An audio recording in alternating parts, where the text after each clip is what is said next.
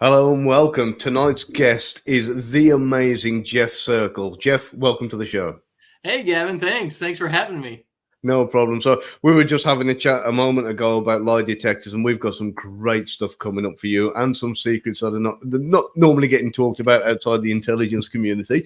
And yeah, we're all loaded and ready to go. Before I do, for anybody who doesn't know, I've had a look at Jeff's website. Check it out, jeffcircle.com. And if you read your bio is just amazing. It's like kind of you got a life that kind of mirrors Jack Ryan's a little bit, you know. Look like it's been written by the Mission Impossible crew. It's phenomenal. I don't know. It's funny you say Jack Ryan because we just finished the Amazon Prime series 4 on of Jack Ryan, and dude is ripped and shredded. That's your Intel analyst right there. Yeah. Every Intel, we've met the Intel analysts, and that's exactly what they're like, isn't it? It is. It's so cool. I love. It's funny you mentioned Jack Ryan because I was just texting with a buddy who's got some books out, and I'm doing a dossier for him, and he mentioned just out of nowhere, I got started reading as an adult by going through Hunt for Red October by by Tom Clancy, and I said that's what got me back into reading as an adult. In 1988, I'm sitting in a bunk bed in South Korea in the Army in my intel unit with nothing to do. And I'm going through Hunt for Red October, and I was just astounded. I couldn't believe it, how great that was. And oh man, I think Clancy just got so many people interested in intel because other than like Bond, there wasn't really a huge Jack Reacher following or any of the Mission Impossible wasn't the Tom Cruise hadn't started, so it was Tom Clancy, the Hunt for October, and Jack Ryan, and then then the movie came out, and Alec Baldwin disappointed me. Yeah, I ended up getting to like it, but Tom Clancy and Jack Ryan, I just need to do some more sit-ups. That's it. Yeah, a couple of weeks and you'll be back at it. Just like it's funny you should mention the Hunt for Red October. That film, when they made the film, was loaded with so many things because it was all around about the time that Putin was kind of being watched as potential.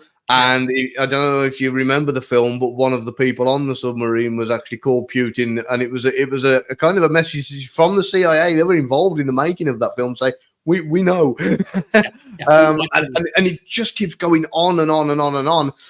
The links to that film and the intelligence industry, because a lot of people don't realize when you mentioned Alec Baldwin, just. The poor lady who was on the receiving end of the bullet that he inadvertently shot from the gun whilst filming? Yeah. Rust. Yeah. That lady was the daughter of the actual captain of the submarine that the story Hunt for Red October was based on. And she was an intelligence asset. Oh, wow. It all gets juicy on this channel. Yeah. Oh, man, that's next level. Whoa. Yeah, so there's a lot more to it than that, and this is where I'm going to plug my friend Eric Hunley, who he does a lot of America's Untold Stories, and if you want to know all of the full story about everything that happened to do with Rust, go over and watch that. It's brilliant. So, there's a lot of info there, and I know because I fed some of it to him. Nice. So, I'm going to focus back on your career though, because you did it a bit unusually to the norm, didn't you? So what can you tell us about kind of? I'm not going to speak for you. I'll let you say where you started and how it developed. No, thank you. I started off joining the Army Reserve out of college, and it was just, hey, let's get some money for messing around. And I loved basic training and the intel school they sent me to. I thought, wow, this is fun. So let's do this. And went in full time. It was 1988, so a way back time machine for some people, but not everybody. And ended up in Korea for that first year, like I mentioned, and then came back to the States for a stateside assignment. And within a year and a half, we were already going to Desert Storm. Yeah. And so my intel career started out very tactical. I was in an infantry division in Korea, and then I moved to an armored division in the States. And so in Desert Storm, we're sitting around in Saudi Arabia, going through all these reports and the Iraqi army and the order of battle and who's who in the military over there and what their equipment's like and what they can get all set up. And they had just been, in a war with Iran for 8 years, and their battle hardened troops and everything. So, that was a mind trick there. Came back, got involved in the Army CID, which is Criminal Investigation Division, which is the Army's version of NCIS. NCIS got the TV rights, so they're all popular. No one knows what CID is. But I went into CID, and I ended up getting out because my training officer at CID, he ruined me. And if you're out there, listen. He said, "Jeff, I can't wait to get out of the Army. I'm going to go to work for the FBI. Screw these guys. I'm out." And so I was like, I was still young and dumb and, was just soaking it all up and thought, absolutely, me too, man. I'm out. I ended up getting out. And then after 9/11, I knew it was my obligation to get back in and get involved somehow. So at that point, I didn't know exactly what to do. I was this close to joining CID again. But I ended up getting picked up as a police officer in the town that I lived in Charleston, South Carolina. Absolutely loved being a cop.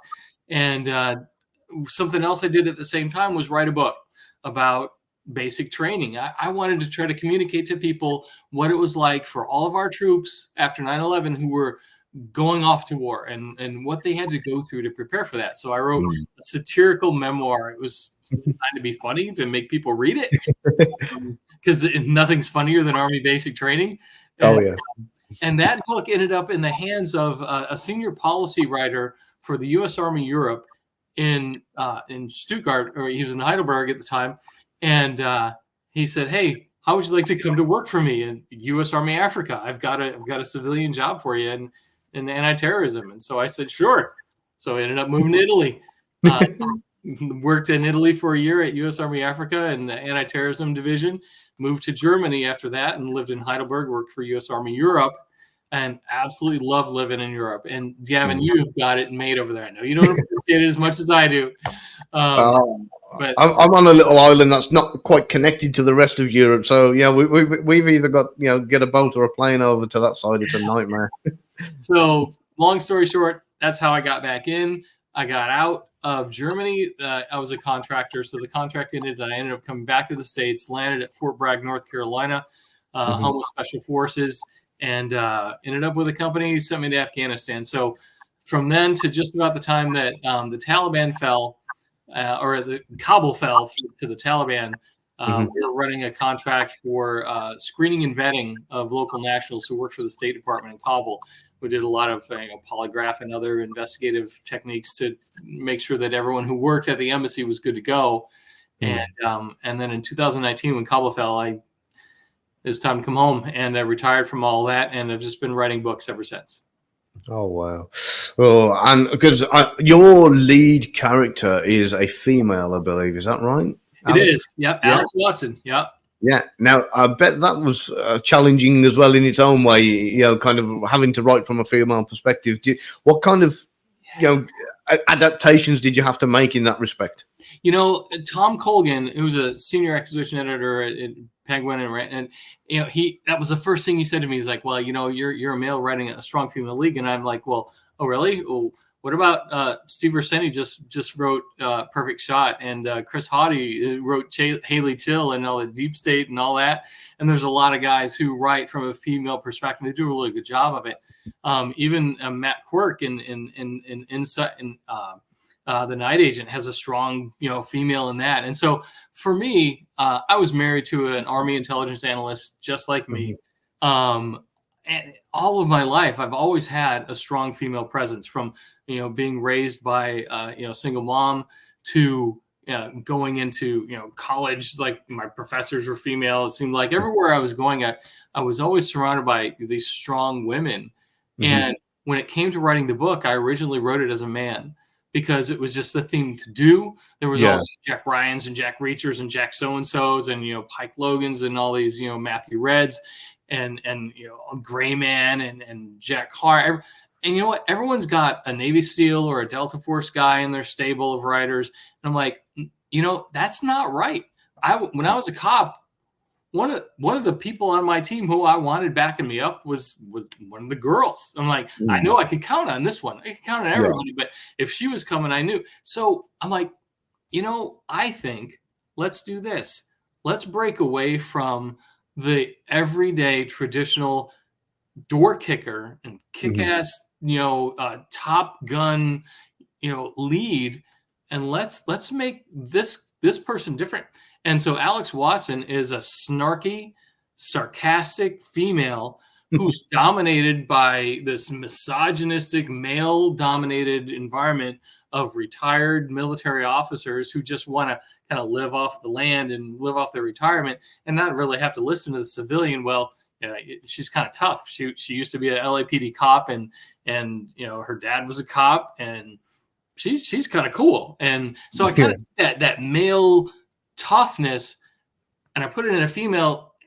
But my experience is a lot of the females already have it. Yeah. So well, I thought, let's broaden the audience. Maybe there'll be some females who buy my book too and actually like her. Yeah, you never know. I mean, it's I love the fact that you've done that, because that does just break tradition. You know, I mean, even from my own writing, I decided to go down the route of I mean, most of my career has been as a contractor, more so than you know, working actually for the government. And of course, yeah, as you know, you've been a contractor yourself. It's not without its problems. But you don't get many books. You know, if you look at all your characters, they're CIA or they're Delta Force or they're MI6. Or so this was something that I thought, okay, that's something different. But a female character, I think for me, yeah, that'll be a challenge. Well, look at Judi Dench in M. Look at Gal Gadot and all the things that she's done. You know, it's like, yeah, even some of the Marvel movies. You know, there's some kick-ass girls in there. I'm like, you know what? I want one. Let's put that together. So, yeah, brilliant. I love it. So I'm gonna get right into the meat and bones now, because as we discussed previously, I mean, we both had a little bit of fun in the kind of deception detection area, and everything from body language and whatever else. I can't remember the name of the polygraph machine that I did my training with. It was a Lafayette. That's might have been. I mean, we're talking way back when they had the paper and the needles and the old fashioned kind of, you know. I did my first polygraph on one of those. Yeah, that's the one. So yeah, and you know, obviously the one when you actually go in for your exams is very, very different to the one you do your training on. But yeah, this is very, very different, even more so to what you used. So I'm not going to speak. I'm going to let you, because I don't know what can and can't be said about it. So I'll let you take the lead. Tell us a little bit about this machine you used, and when and where and why. Sure. So it was 2013 when I first started using this polygraph equipment. And as you know, it's the principles of credibility assessment that involve asking questions to get a certain response. And you are, I mean, you're ranked number 28th in the world on body language assessment, which is great. But if you can have a machine collect all of that data at once and put it through an algorithm and tell you something's not wrong or something's not right, something's wrong about this person, there could be an advantage to that. I dig the human interaction. I'm more about gut feeling.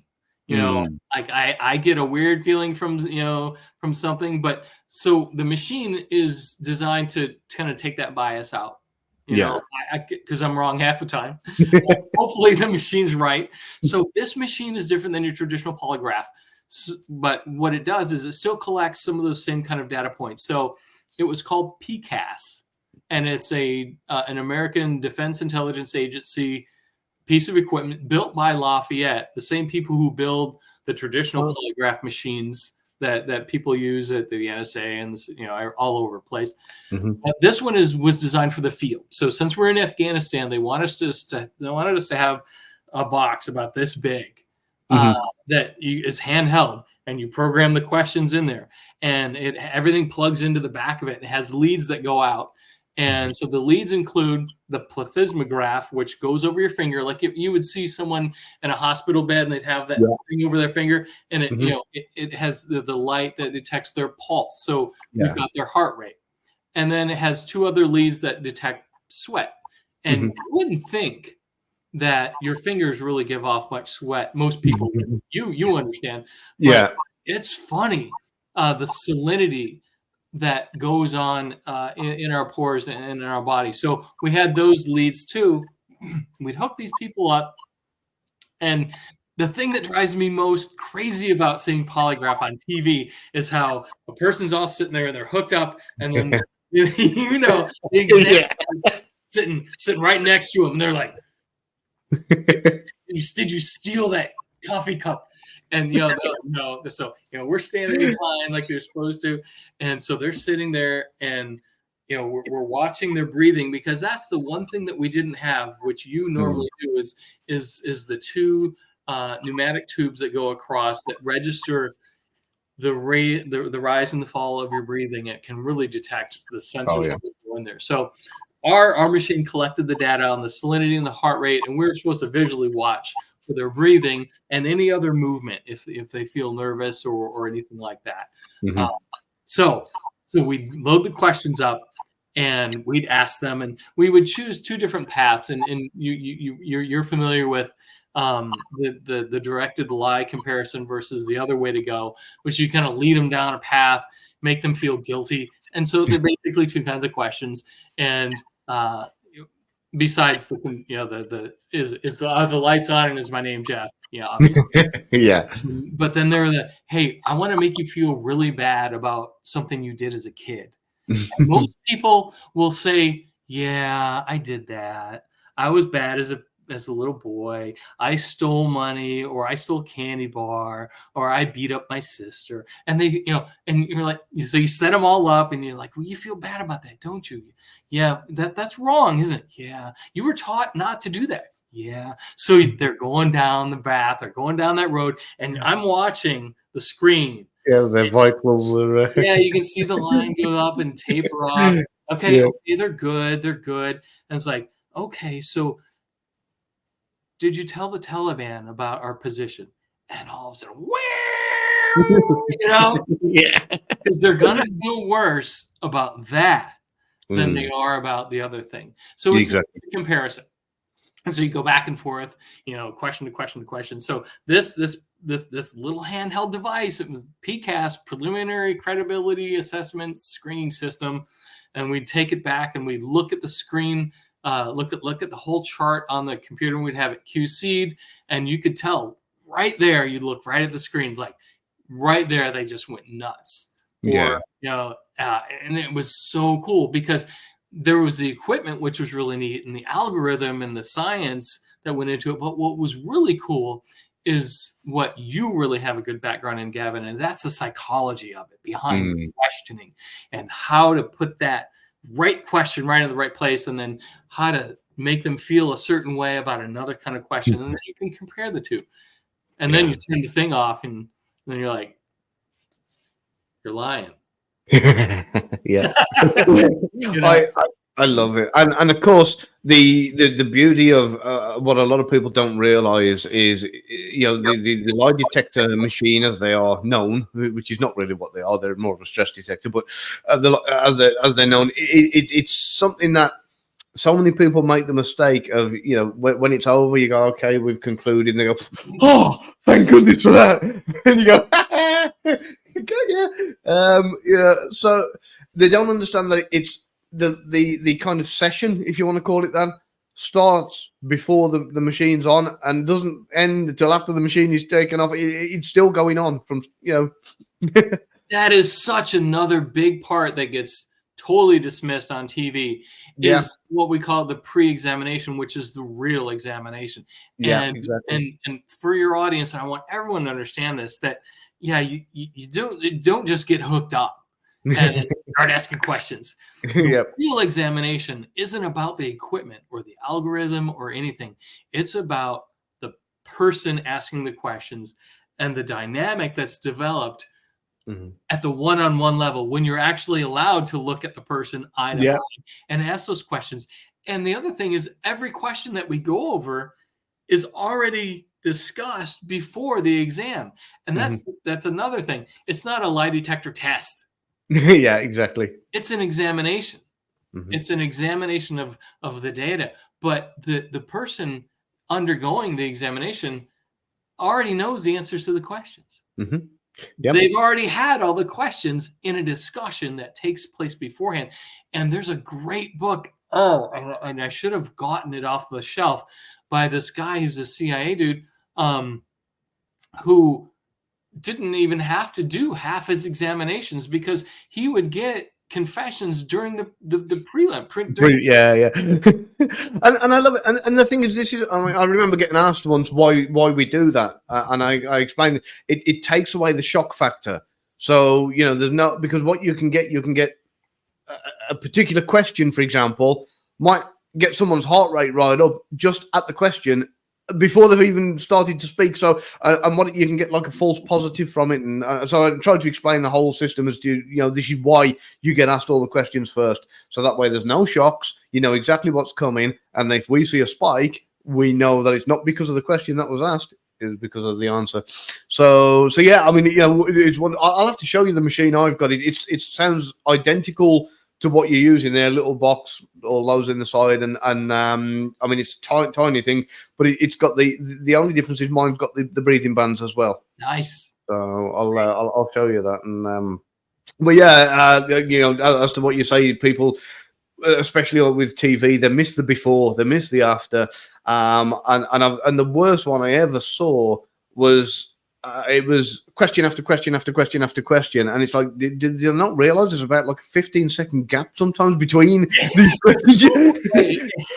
I forgive that on TV because they're trying to compress so much into a 47-minute episode or a 2-hour. I get that, but you're exactly right. You're like, no, wait, no, okay, you got to wait for it to everything to settle back down. That's it. Get it. Yeah, and then their breathing has to get to a certain point, and then you can ask the next question. Yeah, all that drives me crazy. And then the other thing, they give answers. They're all yes or no. They have to be yes. Yeah. Or like, well, yeah, but except for that one time. No, you can't. I know, yeah. It's whenever I watch something and you get that open-ended question in a it's like, that's not how it works. No. Tell us about what you did last night. No. or they move, they like move around. You're like, no, you have to sit as completely still as possible. And something that we would always do is I would give the box to the person to handle and look at, because you want to give them as much of a comfortable feeling with the equipment, with everything they're putting on their fingers, with the whole process. Because the other thing is, my wife mentioned this the other day, because we were watching a show where there was a polygraph, and she's always prepared because she knows I'm going to come flying out of there. Like, that's wrong. He should have done this, but it was the whole thing about, well, I'm nervous. I'm like, they're going to be nervous throughout the whole thing. The baseline is going to be that they're nervous when they woke up in the morning, and they're going to get worse when they sit down. And so, we calm them down. It's like, well, of course I failed because I'm so nervous. Like, that's got nothing to do with it. You were nervous when I asked you if your name is Gavin Stone. Exactly. And I mean, I spend a good amount of time explaining absolutely everything when hooking anybody up anyway. This is what it does, this is why, this is how it works, yada yada yada. And I go through the whole thing of, even when you're on about just about the not moving, explaining the reasons behind, because your heart rate's going to change, the movement and everything you do is going to be picked up, and that's why I need you to keep as still as possible. I had one guy go, what if I get an itch? Yeah. It's going to mess things up. Yeah, it's going to mess things up. So, but yeah, but I mean, I know it is only for movies. I had this discussion not so long back. We were chatting with Joe Goldberg, and I know in Joe. the movies, He's a great guy. Yeah, he is. He really is brilliant. But I love the fact that, he was chatting about like the differences between movies. You know what you're letting yourself in for. It's entertainment. But when it's a book, and it's lazy and it's sloppy and Yeah. it's like, you're going, oh, come on, do your job. Yeah, there's no excuse for that. And that's a really smart distinction right there. Like I'm willing to forgive a lot in film because, Mhm. if they're trying to condense things or they don't want to show the whole thing, I get that. But you're right. In a book, it's got to be right because we can do research as writers and we Yeah. have to, especially with something like that. That's not a thing where there's creative license in. Mm. There's a lot of things like, hey, I can put the headquarters for my office in this city when in real life it's actually in this city. That's Mhm. okay. If you want to play a little creative license or you want to explain that, hey, we got a satellite. But for a procedural technical things that are Yeah. open research, available. Yeah. Yeah, get it right because as a reader, I want to learn something too without it being a textbook.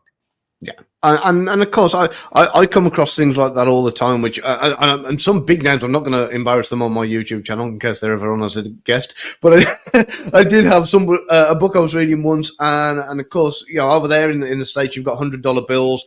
Over here, the maximum we go up to is a 50. It's a £50 note. And it was a simple mistake where the main character gets out of a taxi cab in London and hands over £100 note. And I'm like, we don't have them. Come on, man. Come on. So, I mean, I'm not gonna call this out either, but there was this author who was also an agent, and this person is from where I'm from in Northwest Ohio, and she was coming here to do a signing, and I was all excited because I wanted to meet her. So I went and I got her book and had her sign it. I'm like, hey, I'd love for, and I wanted to meet her because I like to do in-person requests whenever I can to get somebody to do a dossier so that I can interview them for my thing. And I was all excited. I got home and I opened up the book and Kevin, it was like page 2. It was she cocked the hammer on the Glock. oh, wonderful. Bless them. Didn't read another page. Yeah, it's sometimes it's enough to terrible. make you want to put it down, isn't it? Huh? It really is. It's a shame because it can be enough to make you just put it down and go, Yeah. that's it, I'm done. I Like feel- you say, Yeah, I feel terrible. you can forgive some things. You can kind of look past certain things, but do your research. If you're going to, especially if it's in a specific genre. I mean, I know nothing about, I don't know, heart surgery, for example. Yeah. But if I was going to go and write about it, I'd be best friends with a heart surgeon or several heart surgeons and people around him and his family and everything for like, months before I started writing. So I mean, luckily for me, everything I wrote is from first-hand experience. Everything. Yeah. And I remember somebody asking me once about doing a particular story. I forget the country they said, and they said, why don't you write about this and this going on down in such? And I said, I've never been there. I said, so? I said, not doing it. If I haven't been there, then it's not going in the book. If I don't know, it's not going in there. Simple as that. I like it. I like it. So we're halfway through our time already. You are so much fun to speak to. This is brilliant. So you were on about your background of your main character, Alex. She was a cop and her parents was a cop. Is that right? Did you draw on a lot of your experience from when you were doing it in South Carolina? As her I put her father as a cop because I wanted her to have that background of having that experience, but I didn't want to, I didn't want her to be ex-military because a lot of your main characters are ex-military and they ended up going into a spy agency, and that's great. Love those stories. I mean, the pinnacle of those stories are, James Bond or, all those, Reese, all the Jack Cars, Coogan's from, Brad Taylor, they're all ex-military. I get that. I wanted mine to be different. And so I made mine, I have a kind of a lifetime experience of being in a cop family. And then she ended up being a cop. And then she goes to work for the Joint Terrorism Task Force in Los Angeles. I didn't want to make her New York or Chicago because how many LA cops do you have out there end up in the military? So she was an LA cop, ended up in the Joint Terrorism Task Force, and that's how she got her experience at the federal level, dealing with a lot of interagency activities, people, because a lot of people would come into LA and she would help coordinate that. But I don't really go into a lot of the police procedural background with her. Mm. I having been a cop myself, I felt comfortable in writing a background of someone as a cop because that helped give me an idea of how they would think. And so what she does is she takes that cop mentality of being an investigator, a Mhm. detective, uh, and takes that into intelligence analysis, which is very different. Because Mhm. also having been an intelligence analyst in the Army, so I've been a cop and that, I put them both together Yeah. because as a traditional intelligence analyst, they're going to use computer programs, an analyst notebook, or Palantir, all these other systems to get to where they're going with Yeah. whatever it is their intelligence objective is, their RFIs, their request for information, how they're going to look for intelligence, and then kind of piece it together. Well, she comes at it from a different perspective, having been a cop. And so Mhm. I took my cop understanding and put it in an intelligence analyst slot. So as she's working in her office, one, she's a female, so she's different. Two, she has a cop approach to intelligence, which is different. And three, she wasn't ex-military like her supervisor, and because if you're working for US Army Africa, everyone Mm. around you is a retired military person, or some of Yeah. them are even still active duty. All So right. so it's all different. And that's Mhm. what I really wanted to go for, was a different approach to a familiar storyline of bad guy, good guy. Let's put this together and get to the objective. So I yeah, really love that. I actually the reason I really like that, I know a lot of authors, especially in the genres that we write in the like the intelligence world, natural, and I found myself doing it. I've put a glossary in the front of my book, and then all the way through, I've got these little like nuggets of tradecraft, which tells you all about what's going on and why. And I know that a lot of military intelligence, all these guys, even cops, they'll naturally use the jargon or the terminology that is that used within the industry. And a civilian will pick up the book. They'll be on page 4, and they're like, I haven't got a clue what's going on. What's this, what's that, and so of course what you've done there by kind of mixing the police and the intelligence world is you've got a great way of getting that explanation over to the civilian reader without kind of using the lazy way, which I've seen done so many times, and give them a sidekick that's got to keep asking, "What's that do? What's this for?" And I mean, I was tempted to do that myself. I wanted a main character, and then I thought, should I put a civilian sidekick rather than explain the tradecraft? that's a really good technique to a point. Another way to get around that is to find a place in your narrative or when you're writing to kind of ask a few questions and then have a few answers, Mhm. or kind of like set it up. Okay, so this is where we are. We got this and this and this, and that helps the reader reset to make sure that they understand where they are. But no, you're Yeah. right. Yeah, this is the civilian and the cops like, yeah, go, let me explain this to you, and you're really Yeah. like, you're getting this, right, reader? Yeah, and it is difficult. And that's deliberately why I wrote the way I wrote, because if you are a kind of somebody who's either ex forces or ex intelligence or just an avid Tom Clancy reader, you don't need the explanation, so you can just skip past it, or you can kind of, if you haven't got a clue and you're new to it, you can get a full explanation. So bit annoying maybe for some readers, but hopefully it worked. We'll find out.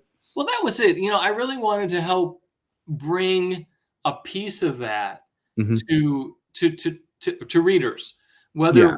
whether because when we're in our environment as police or in the military or as a contractor, we're surrounded by other people just like us. Yeah. So we think that that's the whole world, but it's Yeah. really less than 1 or 2%. And so you want to, I always keep that friend reader in mind of someone I worked with, and they're like, oh, they're gonna know I'm totally bullshitting them right here. It's not, I skipped like 3 steps. But you want to, I wanted to show the reader something that they don't have an eye into. Mm. We take classified material for granted. We take, Yeah. classified access and procedures for granted. Uh, Civilians who don't understand are curious, and even I'm still curious. Anything that happens, I'm just like, oh yeah, what happened? I Yeah. think I have an idea, but I think everyone's interested. I'm interested, so I wanted to help explain some of those things. Because now none of my stuff is classified, anyways. Mm. We're not talking specific cases, so it's the procedures and the office environment. And you know what? They put their pants on just like us. They eat lunch just like we do. Whatever. They're normal people. They're not superheroes like Jack Reacher, who can just like Yeah. stay up all night and kick everybody's ass all night long. Regular people, but yeah, I hope to explain that to readers in a real practical way that's still interesting, and in a way that sounds like, oh, I'm getting some inside information here. This is really Yeah, I love that concept. I mean, I've tried to sneak as much stuff as I can possibly get away with in the book without having somebody screaming at me and going, "This needs to be taken down." I even pushed it a little bit too far and tried to get it banned just to get the headlines, but that still didn't quite work out. But yeah, no, I love that side of it, and like you say, a lot of people, if they knew the truth behind the world of intelligence, they'd probably be pretty disappointed. It'd be a bit of an anticlimax. They see the movies and they go, "Oh wow, basically superheroes without a cape." And the truth of the matter is, like you say, just human beings doing a job. Doing what we have to. And don't get me wrong, I'm lucky enough to have worked some fantastic jobs with some phenomenal people in some brilliant parts of the world and got some great stories I can never tell anybody. But at the same time, it's a paycheck, isn't it? And normal people. Yeah, it is because it's our baseline. Mm-hmm. I remember being in some crazy places in Afghanistan where it was just, hey, I've got to do this. I've got to be here at this time. This is what we're going to do. And it's like, bam, bam, bam. But if I took a moment and I stepped back, and that would happen whenever I would get the chance to call home. Yeah. Because then you're like plucked out of, it's like a burst bubble for a moment, isn't it? Yeah. And you have that conversation of what you're doing, and like, stuff.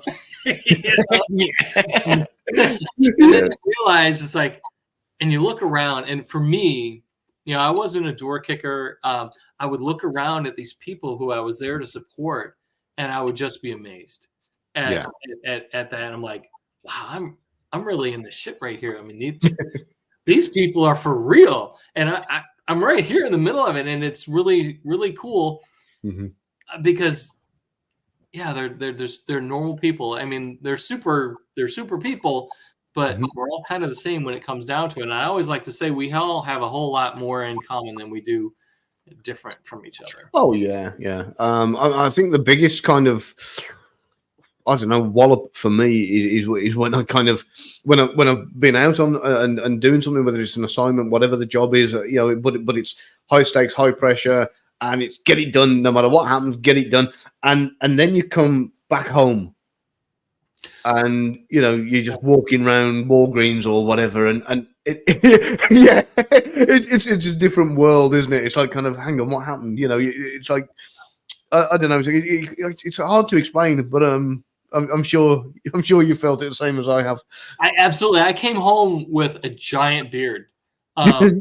One, but yeah, I mean, I could have shaved it, in like a layover place or whatever. But part of me was like, yeah, I kind of want everybody to see, Yeah. But it did, in one long deployment, it did get a little wild and crazy, and people were looking at me, and I remember we got to the hotel, landed in Raleigh, and went straight to a hotel to spend the night because the flight was late, and I walked in. And the front desk clerk knew that I was coming in because I was coming in with somebody else. And so they had already checked in and everything. So it was like, yeah, he's here. Mm-hmm. And they were like, thank you for your service. And I'm like, I'm just glad to have a shower. I look like a feral animal.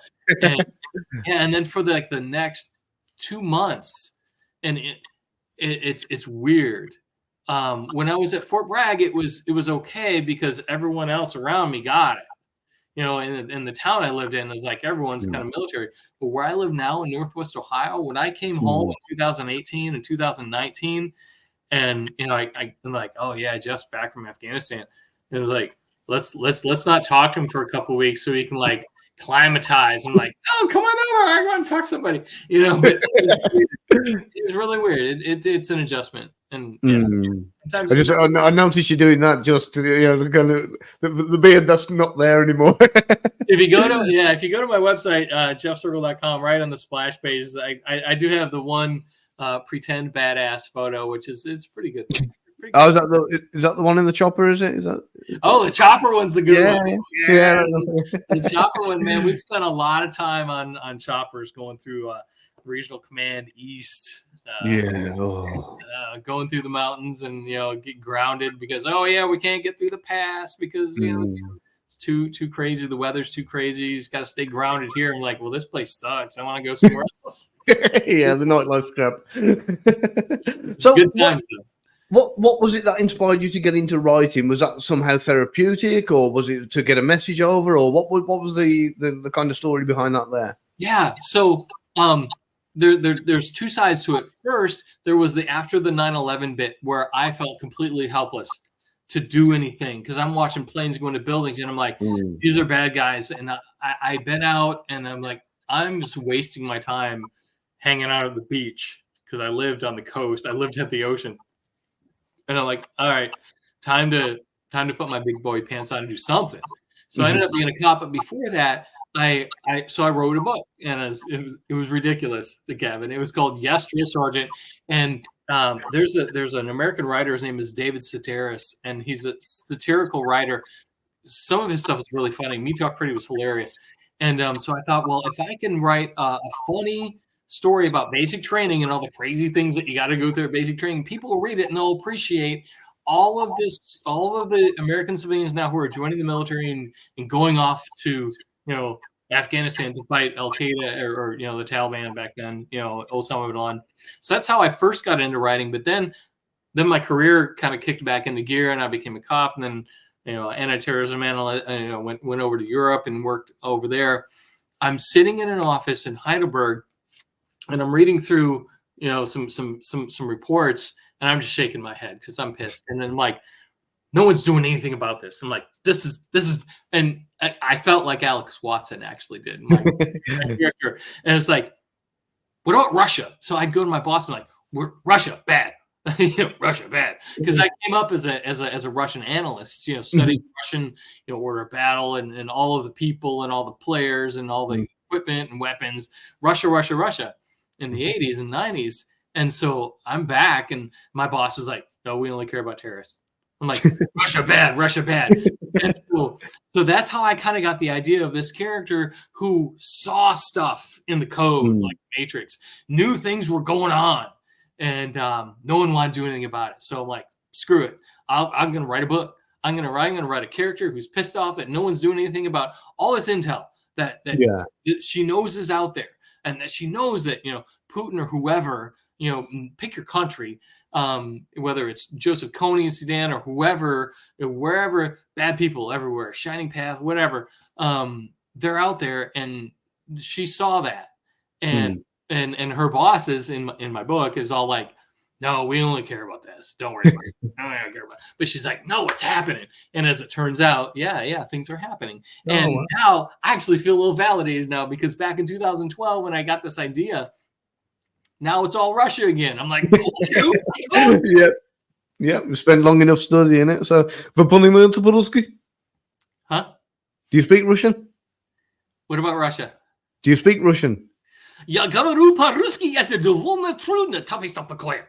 Yeah, fair enough. At least you speak some more than most. I just look at people when they ask me and I say, "Niet." Yeah. I speak with a Russian accent more than anything, just because it's annoying to people. When they ask me what I do, I say, I don't know, but it's very difficult in Northwest Ohio. I watched a video that said that you could say anything in a Russian accent and it sounds mean. Yeah, you can just literally go teddy bear. Yeah, and it sounds nasty. I'll challenge that having lived in Germany. Oh yeah, yeah, yeah. Because when I lived in Italy and when I'd go to France, it was all je t'aime, j'amore, or you go to Germany and it's ich liebe dich. Yeah, I love German.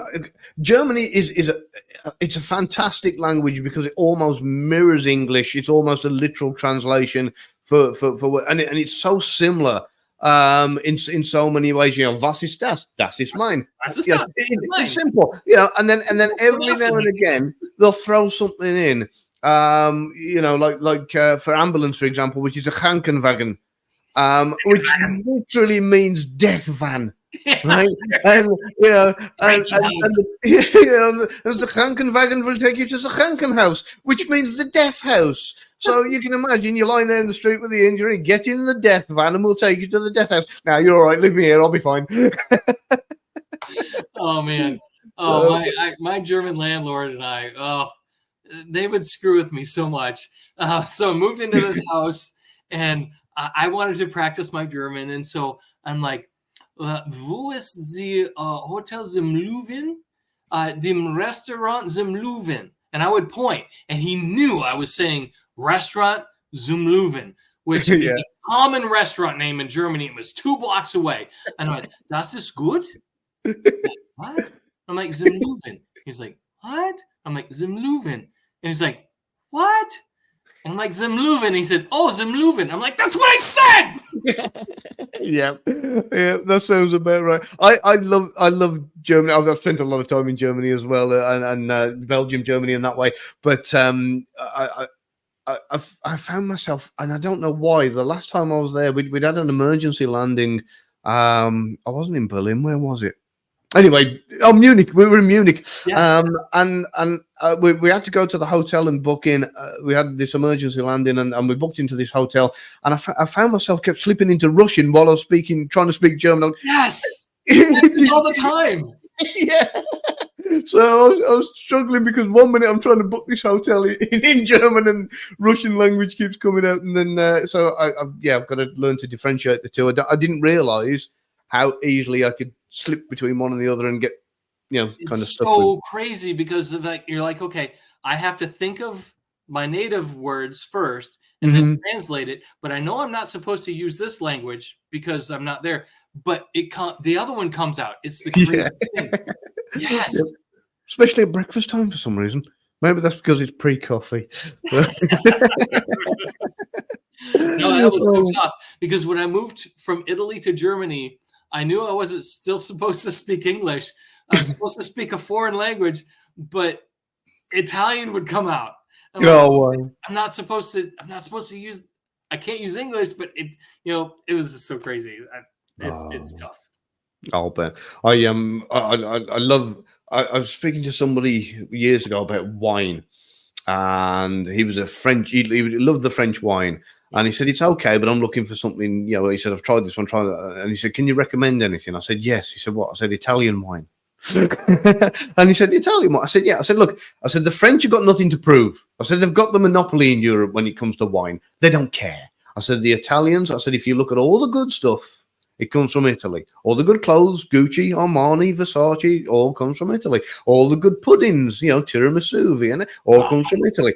All the cars, Lamborghini, Maserati, all come from Italy. The best furniture, the best clothes, all comes from Italy." I said, "I promise you, and we're not just talking food here, pizza, spaghetti, bolognese, try the wine as well.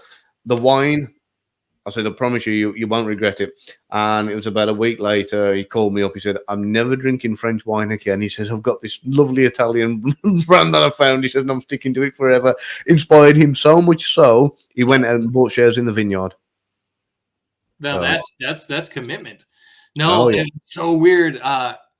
I started getting into wine a little bit in my 20s and 30s, and I worked at a restaurant during this one period, and got into wine a little bit. Thought I knew some. Went out to California like 3 times. I'm like, oh, I know Napa. I know all these wines. And I get to Italy. I will never drink another California Red again. I bet. Yeah, the Valpolicellas, the Amarones, everything is like, oh, this is amazing. And then I move to Italy, and then I move from Italy to Germany. And I'm like, this is the best beer in the world. I'm gonna go to Belgium. I'm like, oh wow. Okay, so yeah, you see, yeah, I'm drinking the San Pellegrino. Yeah, Italy. I mean, I like a nice French red. I mean, some of them are really good. But what's up with England? What have you guys got? Come on, man. Well, Bangers and mash. I mean, green baked beans and toast. yeah, it's because the weather here is so bloody miserable all the time, and it's rainy and grey, so nobody wants to mess around with fruit or anything like that. And why would we waste our time trying to force grow stuff in England that's just going to be awful because of the weather when we can pop over the channel and nick theirs? Nick theirs. They got the good stuff over there. We'll just what's the military term for it? Commandeer. Commandeer, yes. We'll commandeer some good wines and food. We're going to procure some supplies. Exactly. Love it. We've done it with the rest of the world. Why not? So yeah. Well, I know that you've just a little bit of a merger. I'm not going to say too much about it, but I'll let you fill in a few people who are watching that want to check out your website and that kind of thing. So it's. Well, no, yeah, you go ahead. Tell us about what's happening. So here's the thing. I wrote the book. Went out and got it professionally edited by a guy named Ryan Steck, who's the Real Book Spy. Super dude, kind of friend of the family kind of situation. So he's really worked with me really nicely over the last 2+ years. While he was editing book 1, I'm like, let's write book 2. So I wrote book 2. And then we start querying, and turns out my book 2 is probably a little better than book 1.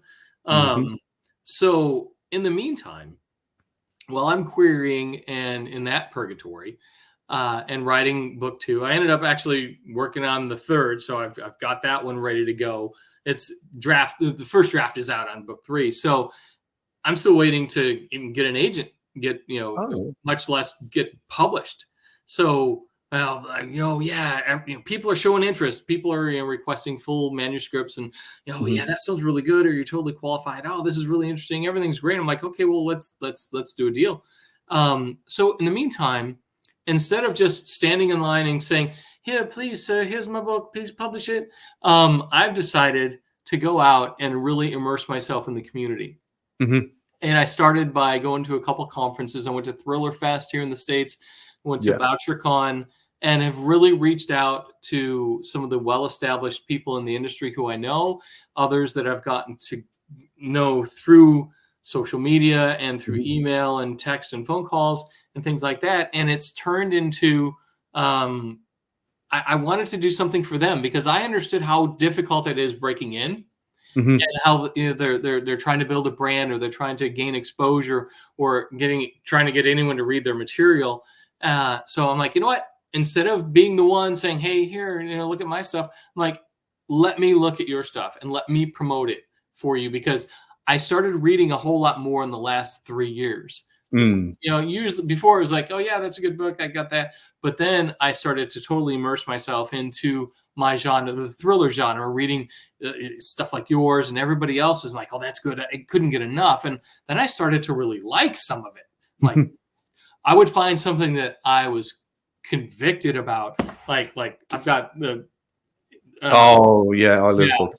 Yeah. And this was the book that and a couple others that really made me think, wow, there are some really good books out there, and I want to tell other people about it. So I started this thing called the dossier, which is I took the military background kind of things. Hey, we're going to do a secret classified writing file on authors, and we're going to show that to everybody. Like what's their process and where they get their ideas and all this kind of stuff. So it's a 5-question hit interview piece, and I put it up in a cool little graphic, and I just kind of promote it out because I want people like Lana Berry, Tim Hendricks, all these people who I think are great writers, Jack Stewart, Steve Rossini, and help get them noticed because they're further along than me. And if I can help, get some interest in it and promote that, they'll do even better. And, that they've encouraged me to, hey, keep at it, man. You got some good stuff there.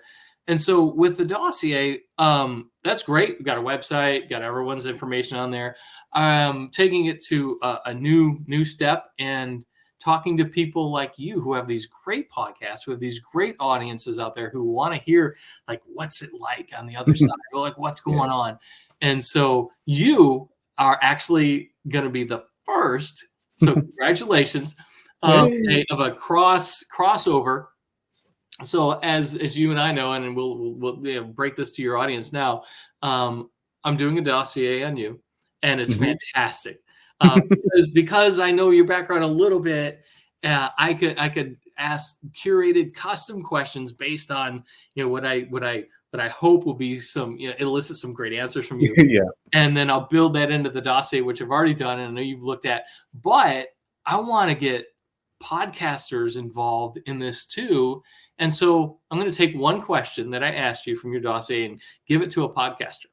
And they're going to ask you that question from the dossier when you do their podcast. So that's the thing about this community is that the interaction is so amazing.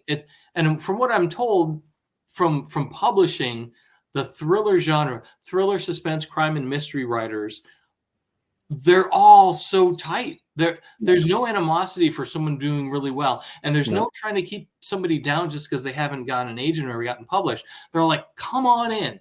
I want to help you. I don't know how many people have offered to, read my stuff and like, hey, if there's anything I can do for you. It's so welcoming. And the people are so friendly. And we all want everyone to do well. And that is so cool. I love it. I love the fact that the whole community are there backing each other up in so many ways, and not just the writers, but you've got the writers helping writers side of it, but then you've got the network of like what we do, where we're helping promote them, and I've had some fantastic guests. I mean, like Don Bentley, for example. He came on. I'm a great guy. I've known for a while, and some others, and and these guys. I mean, I love Don Bentley's story.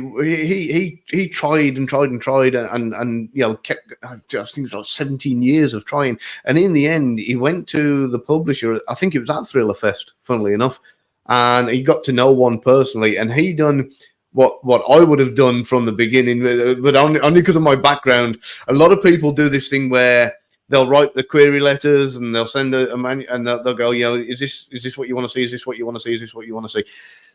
I worked intelligence. So if I'm going to get a publisher, what I'm going to do is I'm going to bump into him at Starbucks.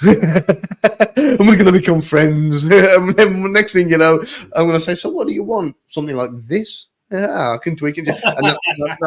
And that's pretty much what Don Bentley did. He went to Thriller Fest and he said to, I think it was Barbara Powell, he said, what do you want?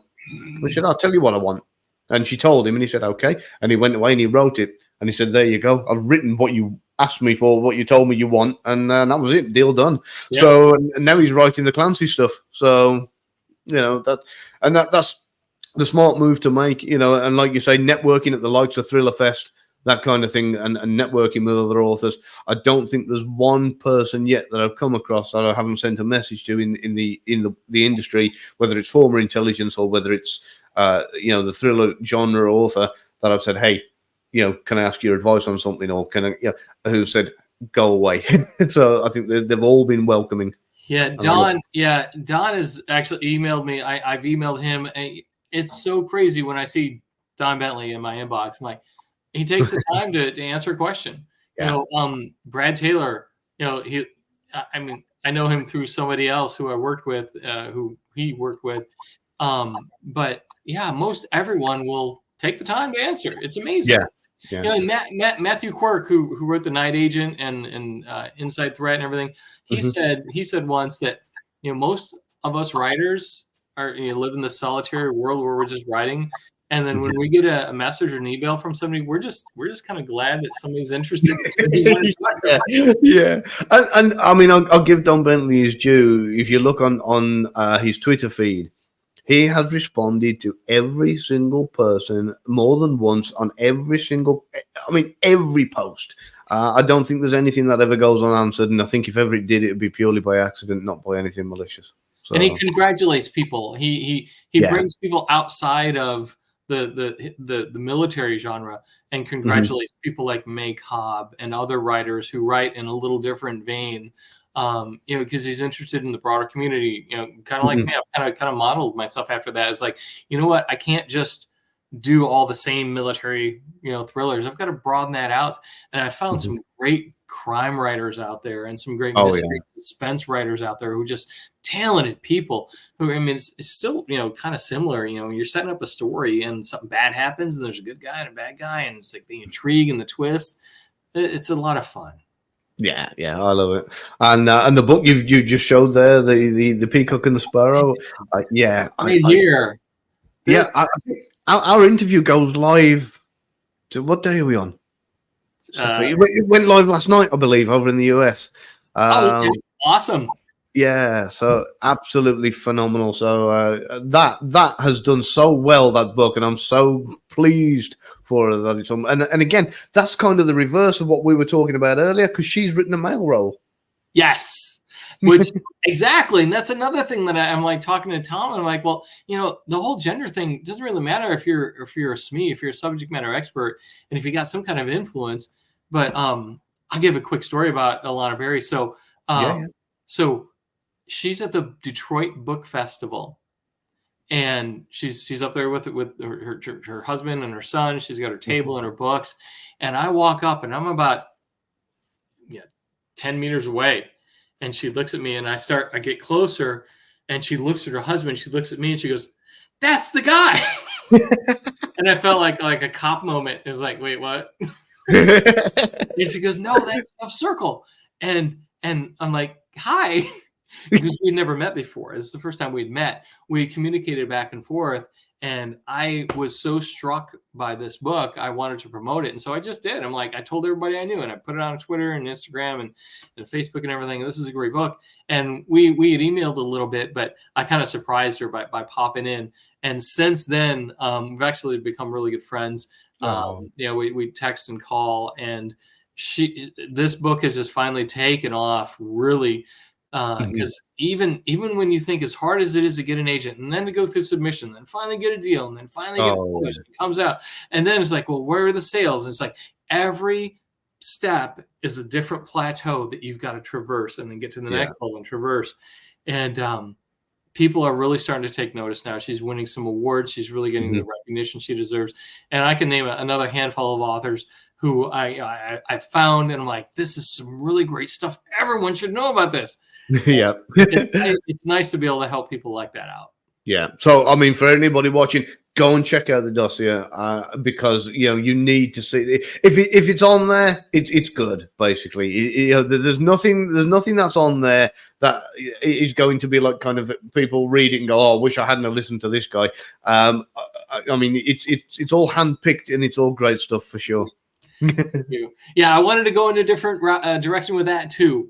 You know, I didn't want to be a traditional. So, where do you get your ideas? Tell me about your main Right. character. How did you? No, you know from firsthand experience, my questions are with left Yeah. field.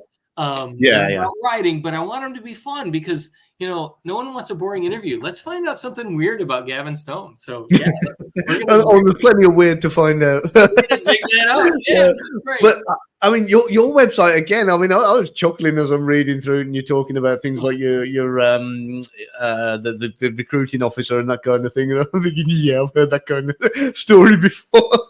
So, but yeah, no, that was brilliant. Like that humor in there. So again, I want to get everybody to go over and check that out. And Thank you. yeah. Thank you very much. I'm aware we're up to the hour, so I better kind of stop the recording. But Jeff, thank you so much for coming on. It's been an absolute pleasure to talk to you. Would you come back again at some point? Oh, I'll come back anytime you want. Fantastic, brilliant. No, Right we then. get a subject. Let's break down a polygraph on somebody. Oh, why not? Yeah, we'll do something. We'll pick a good subject to get a little bit of interest and maybe do a live session or something. Yeah, we can break down a book. We can do whatever you want, man. Thank you so much, Gavin. Thank you.